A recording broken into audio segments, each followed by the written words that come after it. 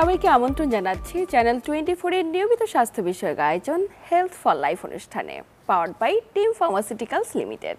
এবং সাথে আছি আমি ডাক্তার অর্থি চক্রীফ। বয়ঃসন্ধিকাল একজন কিশোর কিংবা কিশোরীর শৈশব থেকে যৌবনে পদার্পণ করার মধ্যবর্তী সময়।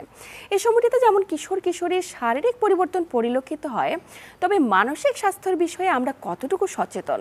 দর্শক, আজ কথা বলবো বয়ঃসন্ধিকালে কিশোর কিংবা কিশোরীর মানসিক স্বাস্থ্য নিয়ে। এবং এ বিষয়ে বিস্তারিত আলোচনায় আজ স্টুডিওতে আমাদের সাথে উপস্থিত আছেন অধ্যাপক ডাক্তার অভ্র দাস ভৌমিক, যিনি পরিচালক, জাতীয় মানসিক স্বাস্থ্য ইনস্টিটিউট। স্যার, স্বাগত আমাদের আজকের আয়োজনে। ধন্যবাদ আপনাকেও আমাকে এই অনুষ্ঠানে আমন্ত্রণ জানানোর জন্য। আজকে একটা গুরুত্বপূর্ণ বিষয় নিয়ে আসলে আমরা আলোচনা করব। তো স্যার, বয়ঃসন্ধিকালটা তো একজন কিশোর কিশোরীর জন্য অত্যন্ত গুরুত্বপূর্ণ সময়। তো এই সময়টিতে একজন কিশোর কিশোরীর মানসিক স্বাস্থ্য কতটুকু পরিবর্তন হতে পারে এবং এটি যত্ন নেওয়াটা কতটুকু জরুরি বলে আপনি মনে করেন? ধন্যবাদ। আমরা যদি সারা পৃথিবী জুড়ে দেখি যে অ্যাডোলেসেন্ট পিরিয়ডটা যেটা, এটার পৃথিবীর প্রায় আমরা যত মানুষ আছি তার 1/6 কিন্তু আমরা অ্যাডোলেসেন্ট। এই পিরিয়ডটাকে আমাদের বলে যে লাইফের একটা ট্রানজিশনাল পিরিয়ড। শিশু থেকে আমরা বড়োর দিকে দেব, এবং আমাদের যে বিকাশের আর্লি চাইল্ডহুডে একটা বিকাশ হয়, সেই বিকাশটাকে ধরে রাখার জন্য এবং ভবিষ্যৎ প্রজন্ম তৈরি করার জন্য এই যে বয়সটা, বয়ঃসন্ধিকাল, এই সময় কিন্তু আমাদের সব দিকে যত্ন নিতে হয়। যেমন শারীরিকভাবে যত্ন নিতে হবে নিজেদেরকে, সেই সাথে আমাদের যে মানসিক স্বাস্থ্যের যে বিকাশটা, ভবিষ্যৎ একটা নাগরিক হিসাবে, নাগরিক হিসাবে বা দেশের জন্য অবদান রাখার জন্য যদি গড়ে উঠতে হয়, এই সময়টায় আসলে আমাদের দৃষ্টিপাত করা খুব প্রয়োজন। এই সময়টায় কতগুলো জিনিস বড় ধরনের চেঞ্জ আছে। যেমন আপনি না এই সময়টা সে বাচ্চা না অ্যাডাল্ট, এই সময়টা কিন্তু খুব ভালনারেবল একটা কন্ডিশন। সে কিন্তু মিশতে পারে না বড়দের সাথে, যেমন মিশতে পারে না, বড়দের সাথে মিশতে গেলে তাকে বলা হয় ইঁচড়ে পাকা, সে খুব বড় হয়ে গেছে। আবার সে যে বাচ্চাদের মতো সেই বয়সের কিন্তু না। তো এই সময়টায় একদম আলাদা একটা পরিবেশ, এবং তার এই সময়টা হরমোনাল ইনব্যালেন্স, পারিপার্শ্বিকতার সাথে চেঞ্জ, এই সবগুলো মিলে কিন্তু একটা ভালনারেবল কন্ডিশনে আমরা তাকে ফেলে দিই।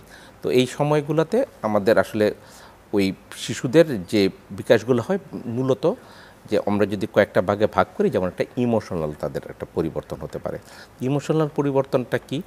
আমরা যেমন একটা সময় থেকে ট্রানজিশনের সময় আমরা কোনো একটা অবস্থা থেকে আরেকটা অবস্থা যদি যাই, তাহলে দেখবেন আমরা সেখান থেকে একটা অ্যাংজাইটি, একটা দুশ্চিন্তা তৈরি হয়, এবং এই দুশ্চিন্তা আমরা ঠিকমতো অ্যাডপ্ট করতে পারছি কি না।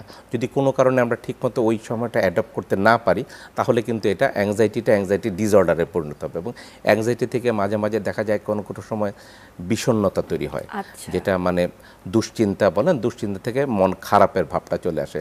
আবার এই খারাপটা সবসময় যে এক্সপ্রেস করতে পারবে সবসময় অ্যাডাল্টের মতো তাও না। আবার এক্সপ্রেস করলেও সেই জিনিসটা সবসময় আমরা ঠিকমতো চাহিদাটা ফিল আপ করতে পারি না, কারণ এই অ্যাডোলেসেন্টদের কাছে কিন্তু সব কিছু নাই। অ্যাডাল্ট কিন্তু আপনি আপনার কার্যপরিধি, আপনার অংশটা আপনি আপনার মতো চলতে পারবেন, কিন্তু সেই সময় সে বাসার কিন্তু একটা যে গণ্ডি আছে বা তার যে সীমানা আছে, সেই সীমানার বাইরেও সবসময় চাইলেই যেতে পারবে না, এবং তার ফিজিক্যাল অ্যাবিলিটি, ইকোনমিক অ্যাবিলিটি, এই জিনিসগুলো যেতে হয় না এই সময়টা। এই জন্য তাদের অ্যাংজাইটি, ডিপ্রেশন, ইমোশন, এই জিনিসগুলো কিন্তু তাদের অনেক বেশি আমরা ডিসঅর্ডার পাই। এর বাইরে তাদের বিহেভিয়ারাল কিছু অ্যাবনর্মালিটি আমরা এই সময় পরিলক্ষিত হয়। যেমন একটা রুল যে মানতে হয় বাচ্চাদের ক্ষেত্রে, একদম আর্লি চাইল্ডহুডের বাচ্চাদের ক্ষেত্রে কিন্তু ওইরকম রুল বাধা ধরা নাই, সে যে কোনটা করলে সেটাকে মেনে নেওয়া হয়। কিন্তু আপনি যখন অ্যাডোলেসেন্ট একটা রুল ব্রেকিং, যেটা নর্মাল আমরা যে সোশ্যাল রুল আছে এক একটা সোসাইটিতে, মোটামুটি বিভিন্ন সোসাইটিতে রুলের কিছু পার্থক্য থাকলে মেজর কিছু রুল আছে, যেই রুলগুলোকে তাদের মানতে হয়। এই রুল ব্রেকিং কিছু অ্যাক্টিভিটি আমরা পাই।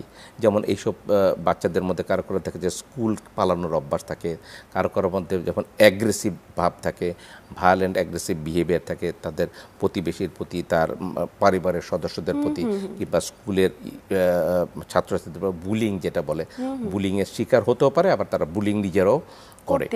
এবং এই বুলিং করা এবং রুল ব্রেকিং, এগুলোকে আমরা অনেকটা বলি কন্ডাক্ট ডিসঅর্ডার। আরেকটা ডিসঅর্ডার কিছু হয়, সে attention deficit hyperactive disorder. মানে এটা হলো ন্যাচারালি তারা হাইপার অ্যাক্টিভ থাকবে, অতি চঞ্চল, অতি উদ্বেগ। তো এইসব ক্ষেত্রেও দেখা যায় যে তাদের যে পড়াশোনা মনোনিবেশ করতে একটা সমস্যা হয়, ওইটা যদি ঠিকমতো অ্যাড্রেস না হয় এবং সঠিকভাবে ট্রিটমেন্ট না হয়, তাহলে কিন্তু তাদের নানা রকম অ্যাটেনশন ডিফিসিট থেকে ডিপ্রেশন আসে, অ্যাংজাইটি আসে, এবং পরবর্তীতে তাদের যেহেতু পড়ালেখায় তারা তাল মেলাতে পারে না, সেটা একটা বড় ধরনের অ্যাডাল্ট লাইফে তাদের একটা সমস্যা ক্রিয়েট হয়। এর বাইরে আমরা এইসব বাচ্চাদের মধ্যেই দেখি যে ইদানিং যে আপনার নেশা বা বিভিন্ন সাবস্টেন্সের দিকে তারা ঝুঁকে পড়ে, হয়তো অ্যাংজাইটি ডিপ্রেশন থেকেও হতে পারে, কিংবা তাদের যে পিয়ার গ্রুপ, কিংবা তাদেরকে ভালনারেবল মনে করে বিভিন্ন গ্রুপ যারা মাদক চোরাকারী করে, তারাও তাদেরকে টার্গেট করে কিন্তু নেশা জাতীয় জিনিস তাদেরকে খাওয়ায় দেয়, কিংবা তাদেরকে কেরিয়ার হিসেবেও অনেক সময় ইউজ করতে গিয়ে তারা সাবস্টেন্স অ্যাবিউজের শিকার হয়। এগুলো ম্যাক্সিমাম ক্ষেত্রে কিন্তু আমরা পথ শিশুদের ক্ষেত্রে ক্ষেত্রে অনেক বেশি পরিলক্ষিত হয়। এখন না বড় বড় স্কুলগুলোতেও, যেহেতু আমাদের কিছু কিছু স্কুলগুলোতে একটা অ্যাফ্লুয়েন্ট সোসাইটি আছে যারা বেশ কিছু টাকা আমরা অ্যাডোলেসেন্টদের অনেক সময় বিভিন্ন কাজে দিয়ে দেই, তারা কিন্তু তাদেরকে ইউজ করে। তো এই কারণ এই সময় থেকে শুরু করতে পারলেই কিন্তু নেশা তো আপনার যত বেশি যারা কারবারি তারা যত বেশি মানে লোকদের দিতে পারবে, তত বেশি তো তাদের বেনিফিট হবে। তো এরা তো আসলে তাদের ভালো মন্দটা অনেক সময় বুঝে না, তারা বিভিন্নভাবে বিভিন্ন জিনিস বলে বিক্রি করে। যেমন ইয়াবা অনেক সময় অ্যাডোলেসেন্ট মেয়েদের ক্ষেত্রে যে ওয়েট লুজের একটা ওষুধ হিসেবেও বিক্রি করা হতো। তো এই জিনিসগুলো কিন্তু আসে। তো সাবস্টেন্স অ্যাবিউজ ছাড়াও এছাড়া আর আমাদের অন্যান্য যে এই বড় ধরনের যে সাইকোসিস বা গুরুতর মানসিক রোগ, এই বয়সটায় খুব একটা হয় না, এটা সাধারণত লেট অ্যাডাল্টহুডে আমরা পাই। নিশ্চয়ই। আপনি তো স্যার অসাধারণ কিছু বিষয় এখানে নিয়ে এসেছেন, যেমন অতি চাঞ্চল্যতা, এটিও এক প্রকার মানসিক ব্যাধি, এবং যারা সাইবার বুলিং এর শিকার হচ্ছে তারা দীর্ঘদিন এ ধরনের বুলিং এর শিকার হতে হতে দেখা যায় বাবা মার সাথে সেটিকে প্রকাশ করতে পারছে না বা কারোর সঙ্গে সেটিকে বলতে পারছে না। এক্ষেত্রে বন্ধুসুলভ আচরণ করাটা বা পরিবারের সঙ্গে খুব একটা ভালো আন্ডারস্ট্যান্ডিং বা খুব বন্ধুসুলভ একটি পারিবারিক সম্পর্কের মধ্যে আসাটা তো খুব জরুরি। একটু যেতে চাই, যারা দীর্ঘদিন এই ধরনের জটিলতায় ভুগছে তাদের মাঝে আমরা লক্ষ্য করি কিশোর কিশোরের অনেক সময় ডিপ্রেশনে ভোগেন। তো স্যার, ডিপ্রেশনে ভুগছেন কিনা একটি শিশু, কি করে অভিভাবকরা সেটি বুঝবেন? ধন্যবাদ, এটা খুবই জরুরি। কারণ বর্তমান সময় আমরা যদি দেখি, আমাদের ঢাকা বা বাংলাদেশের বিভিন্ন স্কুলে কিন্তু বেশ কিছু ছাত্রছাত্রী ডিপ্রেশনের ফলে সুইসাইডের কিন্তু পথ বেছে নিয়েছে, এবং অনেক প্রবণতাও চলে আসে। বিভিন্ন ছোটোখাটো সমস্যাও এই সুইসাইডের প্রবণতা আমরা দেখি। তো আমরা কোনো শিশুকে অ্যাংজাইটি বা ডিপ্রেশন এগুলোতে ভুগছেন কি না, সাধারণত ডিপ্রেসিভ ডিসঅর্ডারেই সুইসাইডের টেন্ডেন্সিটা খুব বেশি থাকে। প্রথমত আমাদের দেখতে হবে যে শিশুরা বা বাচ্চারা সাধারণত তাদের মন খারাপ ওটা খুব প্রকাশ করতে পারে না। এই প্রকাশটা আমরা অনেক সময় আর্লি অ্যাডোলেসেন্স বা ইরিটেবল মুড, বিরক্তিকর, অল্প কিছুতে তারা বিরক্তি হচ্ছে, তারা তাদের পড়ালেখার কাজেও বিরক্তি প্রকাশ করতেছে, তার যেই কাজটা আগে ভালো পারতো বা যেই জিনিসটা সে ভালো করতো, হয়তো কেউ খেলতে গেলে ভালো, সেখানেও সে বিরক্তি তার দেখা যায়। তার ঘুমের মধ্যে আমরা সমস্যা দেখতে পাবো। সাধারণত ডিপ্রেশনে ঘুমটা একটু আর্লি মর্নিংয়ে হয়, একটু আগে আগে বেশি ভোরে ঘুম ভেঙে যায়, কিংবা ঘুমের মধ্যে সে ডিস্টার্ব ফিল করতে পারে, বিভিন্ন ব্যাড ড্রিমও হতে পারে। তারপর তার খাওয়ার মধ্যে আমরা একটা খাওয়া বা রুচির মধ্যে পরিবর্তন দেখতে পাই। সাধারণত ডিপ্রেশনে তাদের খাওয়াটা কমে যায় এবং তারা খেতে চায় না। তাদের মধ্যে কনফিডেন্সের অভাব আমরা দেখতে পাই, যে তারা আত্মবিশ্বাসের অভাবে ভুগে এবং খুব রকম অস্থিরতায় ভুগে, অ্যাংজাইটি, তারা একটা নতুন কাজের দায়িত্ব নিতে চায় না, কাজ করতে চায় না। কাজের মধ্যে আমরা যাদের ডিপ্রেশন পাই তারা এনার্জির অভাব দেখা দেয়, সারা সময় হয়তো একটু কোনো এনার্জি পায় না, যে কোনো কিছু করতে গেলেই সে বলে যে তারা এনার্জি পাচ্ছে না। এবং ডিপ্রেশন যাদের থাকে তারা দেখা যায় কাজে কনসেন্ট্রেশন দিতে পারে না। তো আমাদের বাচ্চারা অনেক সময় এগুলো বলে যে আমি তো কাজে পড়ালেখায় মনোযোগ দিতে পারছি না, আমরা মনে করি যে এটা বলতে ইচ্ছাকৃতভাবে সে বলছে যে পড়ালেখা অ্যাভয়েড, এটা কিন্তু তা না। যদি এরকম বলে বা আমার মনটা খারাপ, এখন আমরা বলি যে তোমার মন খারাপ থাকবে কি জন্য, তুমি খাওয়া পাচ্ছ, তোমার যা দরকার সবই পাচ্ছ, কিন্তু তারও যে মন খারাপ হতে পারে বিভিন্ন ছোটোখাটো ইমোশনাল বিষয়, কিংবা কোনো কাজ ছাড়াই হরমোনাল চেঞ্জের জন্য যে তার মন খারাপ হতে পারে, এই জিনিসটা কিন্তু আমরা নেই না। তখন বলি যে এটা একটা ফালতু ব্যাপার, এইটা কোনো একটা মন খারাপের কোনো, তোমার তো সব কিছুই আছে, তোমার কি দরকার বলো, কি কিনতে হবে দরকার, কিন্তু কিনে দিলেই যে মন খারাপটা ভালো হবে না সবসময়, এটা আমরা অনেক সময় বুঝি না। তো এই মন খারাপের ব্যাপারটা কিন্তু মানে ডিপ্রেশন যাদের আছে তাদের বলবো যে আমার মন খারাপ লাগে, আমার কোনো কিছু করতেই ভালো লাগে না, না পড়তে ভালো লাগে না, না খেলাধুলা করতে ভালো লাগে না, ঘুরতে ভালো লাগে না, এই দুইটা মানে জিনিস খুব সন্তানকে ভাইটাল কোনো কাজে ইন্টারেস্টে পায় না। হ্যাঁ, তো অনেক সময় এক্ষেত্রে হয় যে হ্যাঁ আমরা খালি একটা কারণ খুঁজি যে কোন, কিন্তু কারণ ছাড়াও ডিপ্রেশন কিন্তু হতে পারে। নিশ্চয়ই আমরা বাবা মার ভূমিকা কতটুকু? বাবা মার ভূমিকা হলো, আমরা অনেক সময় একটা কথা এখন প্রচলিত আছে যে বাচ্চার সঙ্গে বন্ধুত্ব সুলভ ব্যবহার করুন। এখন এই বন্ধুত্ব সুলভ ব্যবহার করতে গিয়ে মাঝে মাঝে এইটারও আবার অপব্যবহার হয়। বাবা মা কিন্তু বাচ্চার সমবয়সী বন্ধুদের মতো বন্ধু হতে পারবে না। একদম। বাবা মা এমন একটা ইউনিক জিনিস, সেটা পৃথিবীতে মাত্র একজন মানুষের দুটো জিনিস ফিক্স থাকে এবং দুইটা ডেট ফিক্স থাকে। যেমন দুটো জিনিস হলো, তার একজন বাবা আছে বায়োলজিক্যাল, একজন মা আছেন, আর দুটো দিনও তাদের ফিক্সড একজন মানুষের হিউম্যান বিইংয়ের, তার জন্ম যেদিন হলো এবং সে মারা যাবে যেদিন, এই দুটো জিনিস ফিক্স। আর বাকিগুলো কিন্তু ফিক্স নাই। কারো বন্ধু অনেক থাকতে পারে, আবার শূন্য সংখ্যাও থাকতে পারে, কারো ভাই বোন একটাও থাকতে পারে, অনেক থাকতে পারে। বাবা মা কিন্তু ইউনিক। এই বাবা মা কিন্তু বন্ধু হবে না, বাবা মা হবে বাবা মাই। বাবা মার সঙ্গে সন্তানের সাথে মিলতে হবে, বলতে তার যে কষ্টটা সেটা বুঝার মতো পর্যায়ে তাকে নিয়ে আসতে হবে। সে তার সঙ্গে মিশবে, কিন্তু বন্ধুর জায়গাটা সব দখল করে নেবে না, কারণ বন্ধুত্বেরও কিছু জায়গা তার অপশন রাখতে হবে। বাবা মা যদি বন্ধু হয়ে যায়, তার বন্ধুরা কই যাবে? সুতরাং এই জন্য আমরা অনেক সময় বলি যে বন্ধুত্বপূর্ণ সম্পর্ক করতে গিয়ে বাবা মাকে যেটা বলে একদম সব কিছুর দায়িত্ব বাবা মাই নিয়ে নেয় না, তাকে সেলফ ডিপেন্ডেন্ট করতে হবে, তাদের অন্যদের সঙ্গে মিশাটা শিখতে হবে, তার সমবয়সী গ্রুপের সাথে সে যেন চলতে পারে, এই চলাটাও আমরা শিখতে হবে। এইখানে যে যে সমস্যাগুলোতে পড়ছে সেগুলো নিয়ে কিছু বাবা মার সাথে কথা বলবে, সেই লেভেলে যে কথা বলবে, সব সমস্যায় সে সমাধান করে দেবে না, যে বলবে যে তুমি কি কি অপশন করতে পারে, এগুলো তাকে সেলফ ডিপেন্ডেন্ট করার ওয়েটা থেকে হবে। আমরা অনেক সময় বন্ধু হতে গিয়ে যেটা হয়, একটা হলো কিছু কিছু বাবা মা এটা খেয়ালই করে না, আর একটা হলো হতে গিয়ে সব দায়িত্ব নেয়। এই দুটো কোনোটাই করা যাবে না। করতে হবে যে আপনি কিছু শাসনও থাকবে, আবার আপনার অ্যাডভাইসও থাকবে, আবার কিছু কিছু জায়গায় তাকে ছাড়ও দিতে হবে। এই সম্পর্কটা যদি থাকে, তাহলে বাবা মার সম্পর্কটা হবে বন্ধুত্বপূর্ণ। আমি আর একটু ছোট্ট উদাহরণ দিই। অনেক সময় দেখা যায় যে একটা ভুল কাজ করলো, যেমন আমি চা খেতে গিয়ে এই কাপটা কেউ ভেঙে ফেললো।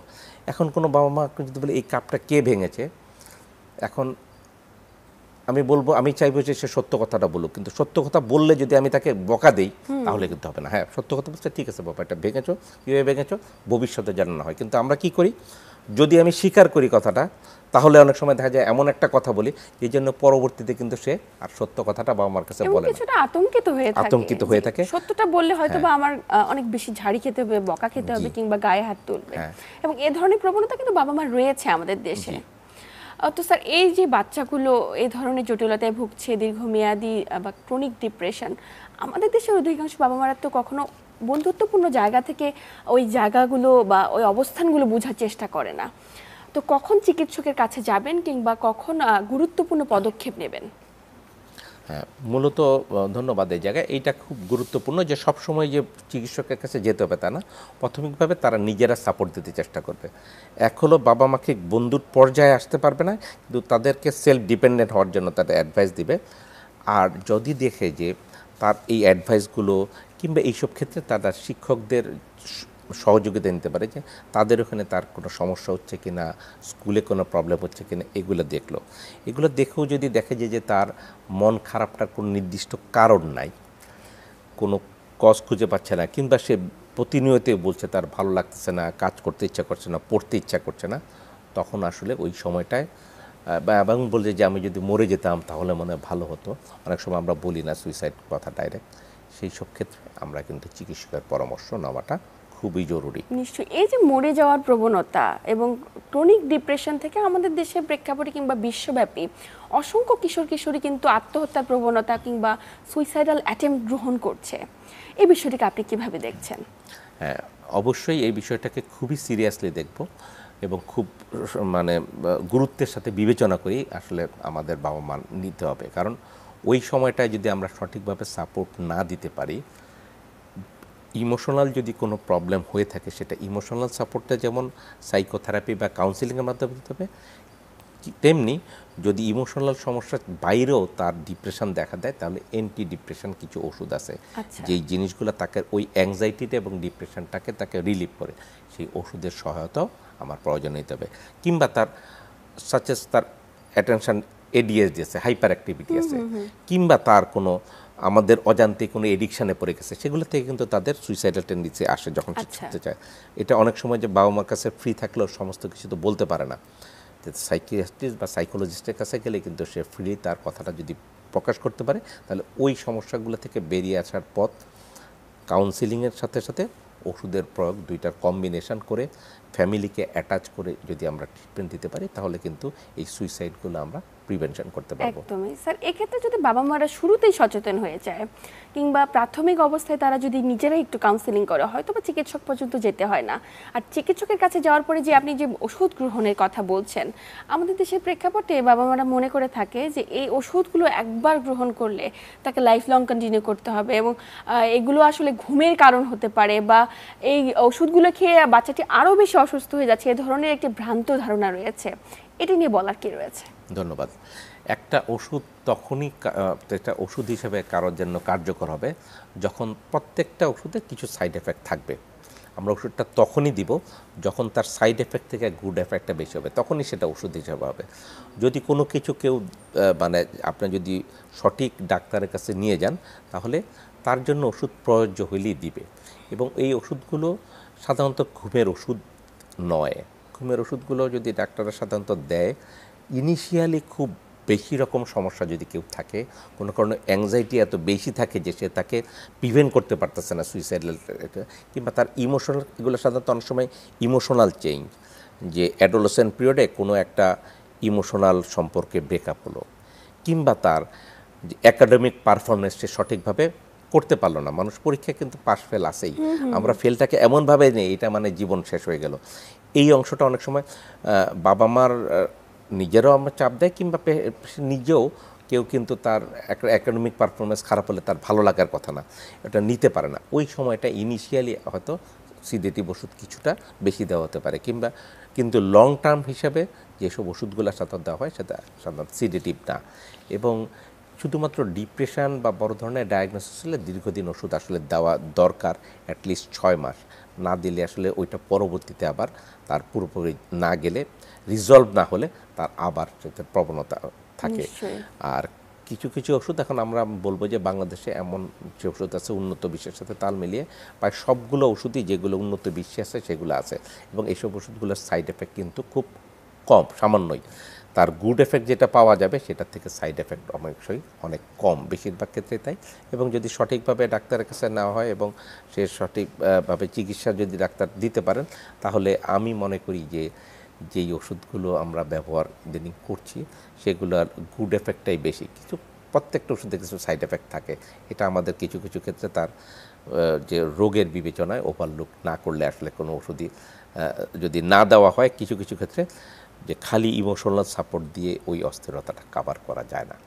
নিশ্চয়ই স্যার, এই যে এতগুলো তথ্য জানালেন এবং প্রত্যেকটি ইনফরমেটিভ, আমরা আসলে অত্যন্ত আনন্দিত এবং আমাদের প্রত্যেকটা দর্শক আপনার প্রত্যেকটি কথার দ্বারা উপকৃত হয়েছে। আমরা আলোচনার একদম শেষ প্রান্তে, তাকে আন্তরিক ধন্যবাদ। ধন্যবাদ আপনাকেও, আর টিম ফার্মাসিউটিক্যালসকে ধন্যবাদ এরকম একটা বিষয়ে আমার মতামত নেওয়ার জন্য। আমি আশা করি যে আমাদের এই বক্তব্যে কিংবা ভবিষ্যতে আমাদের যে সামনে যে দিকটা আসছে আমাদের একটা উজ্জ্বল ভবিষ্যতের জন্য আমাদের অ্যাডোলেসেন্ট একটা যে গ্রুপ তাদের শারীরিক এবং মানসিক স্বাস্থ্যের যথাযথ যত্ন নিতে হবে যাতে আমরা একটা সুন্দর ভবিষ্যৎ তাদের দিতে পারি। ধন্যবাদ আপনাকে, ধন্যবাদ চ্যানেল 24 এবং টিম ফার্মাসিউটিক্যালসকে এই আয়োজনের জন্য। প্রিয় দর্শক, health for life powered by team pharmaceuticals limited আজ এই পর্যন্তই। এতক্ষণ সাথে থেকে আমাদের আয়োজন দেখার জন্য সবাইকে আন্তরিক ধন্যবাদ। দেখা হবে আগামী সপ্তাহে ঠিক একই সময়ে নতুন কোনো আলোচনায়। ততক্ষণ পর্যন্ত সবাই ভালো থাকুন, সুস্থ থাকুন এবং চ্যানেল 24 এর সাথেই থাকুন।